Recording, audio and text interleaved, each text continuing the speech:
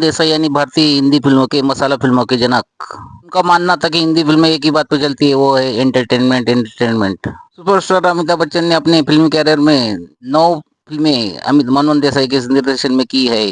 मनमोहन देसाई का last and found formula famous था।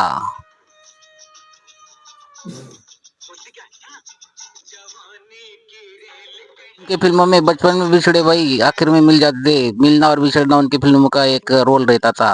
मनमोहन देसाई निर्देशित फिल्म कुली 1983 में रिलीज हुई थी। बॉक्स ऑफिस पर इस फिल्म ने झंडे गाड़ दिए थे। फिल्म में एक सीन में अमिताभ को चोट लगी थी और वो मरते मरते बचे थे। फिल्म एक साधारण कुली के जीवन पर आधारित थी।